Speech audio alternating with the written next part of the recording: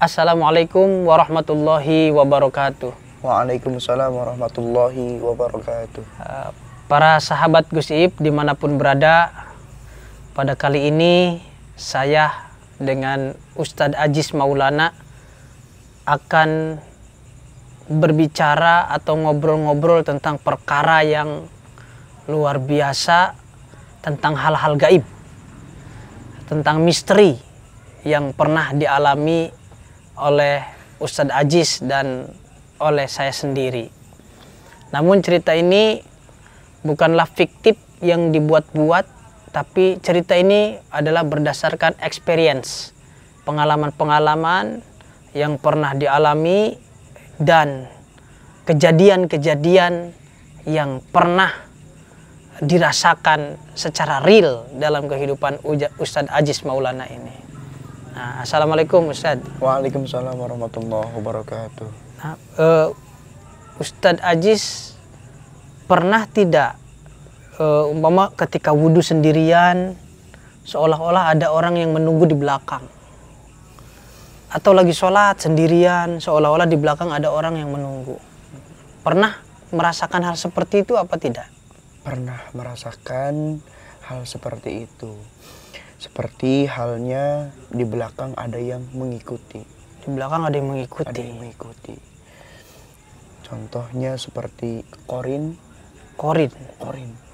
Yang mengikuti itu. Namun tetap hati itu merasa tidak ada siapa-siapa. Tidak ada siapa-siapa.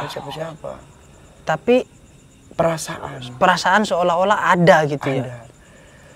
Perasaan seolah-olah ada yang mengikuti di belakang dan rasa gemetar. Nah, kalau boleh diceritakan itu sosoknya seperti apa yang dirasakan oleh Ustadz Aziz itu? Biasa sosok yang saya rasakan itu kakek-kakek mengikuti dari belakang. Tapi baik atau sifatnya positif atau negatif gitu? Insya Allah sifatnya positif. Positif, tidak mengganggu. Tidak mengganggu, membawa positif nanti. Oh, berarti aman-aman aja ya? Aman-aman saja. Cuman kalau tengah malam kita ambil air wudhu, seperti ada sosok yang berdiri di belakang, itu pun tetap merinding perasaan kita ya. Gitu kan. Apalagi ketika dalam keadaan sunyi, kemudian tempat wudhu itu tidak diterangi dengan penerangan yang maksimal gitu. Nah, sejauh ini Ustadz Aziz pernah tidak diganggu oleh makhluk-makhluk astral atau makhluk halus yang sifatnya negatif? Sejauh ini ketika pengalaman waktu di pondok pesantren. Di pondok pesantren ya. Letaknya ya di pondok pesantren itu banyak sekali. Oh, pernah. Seperti apa itu? Negatif. Aura-aura negatif yang berniatkan untuk mencelakai para santri. Masya Allah. Jadi makhluk gaib ini ingin mencelakai para santri. Dengan cara apa itu? Karena para santri di situ menekuni agamanya Allah. Makhluk jin tersebut adalah sangat benci terhadap orang-orang yang mempelajari ilmu Allah. Islam. Nah, contoh ingin mencelakai santri, makhluk halus itu sosoknya seperti apa itu? Nah, satu dengan cara ingin merasuki. Ya, jenisnya seperti apa? Apakah kuntilanak, atau genderuwo, atau seperti apa gitu? Yang sering wujud apa? Yang sering wujud itu di santri putri, santriwati itu adalah kuntilanak. Sosok kuntilanak.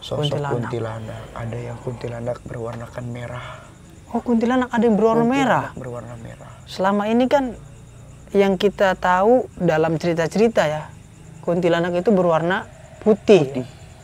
Tapi ada kuntilanak merah. Seperti apa itu kuntilanak berwarna merah? Wujudnya sangat menyeramkan sekali. Namun kuntilanak merah itu bisa berubah wujud menyerupai manusia yang lain. Itu mengerikan berarti. Jadi dia bisa merubah wujud menjadi seseorang. Manusia yang asli. Yang asli. Padahal dirinya itu adalah makhluk gaib. Makhluk gaib. Itu lebih bahaya ya. Lebih bahaya. Bisa menyerupai saudaranya, Betul. bisa menyerupai orang tuanya gitu ya. Nah itu gimana kejadiannya itu Ustaz Ajis? Kejadian ketika itu lagi sedang acara akbar besar, acara santri. Acara santri. Acara santri sedang dilaksanakan. Seketika suasana menjadi sunyi.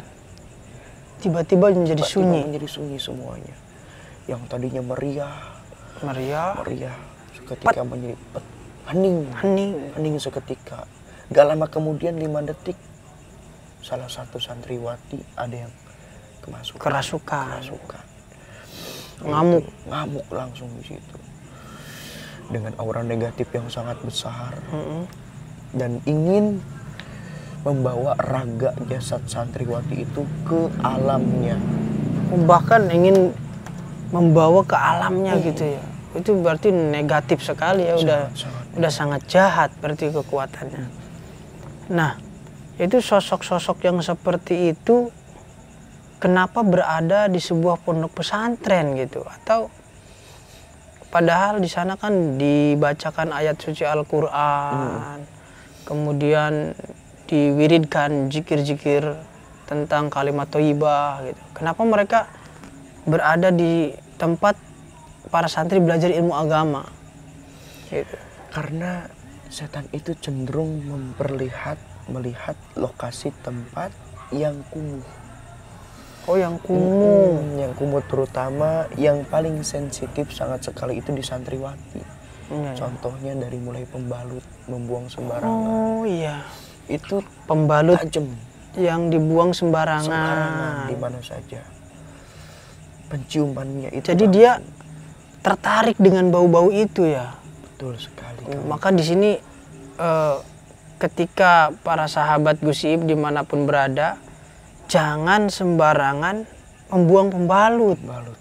Mestinya bagaimana itu Ustaz? Supaya pembalut seorang perempuan itu tidak mengundang aura negatif dari luar gitu.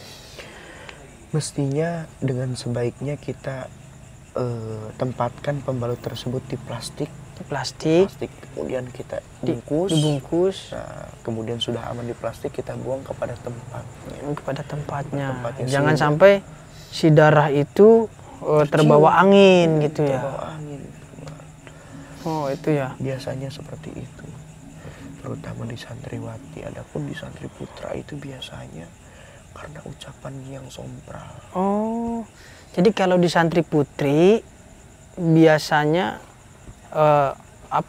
terpanggilnya makhluk-makhluk gaib itu karena kotoran-kotoran pembalut gitu ya, yang sembarangan. Kalau di santri putra biasanya datangnya hal-hal gaib yang negatif itu dari ucapan-ucapan yang tidak terkontrol gitu ya. Betul. Itu juga bisa memanggil makhluk gaib berarti ya? Sangat bisa sekali. Sangat bisa. Karena terganggu. Dirinya itu terganggu. Yang mana awalnya menjadi tempat pendiamnya mereka di situ. Kemudian ditempatkan oleh para santri terus ngomongnya sembarangan. Nggak terima. Biasanya seperti itu.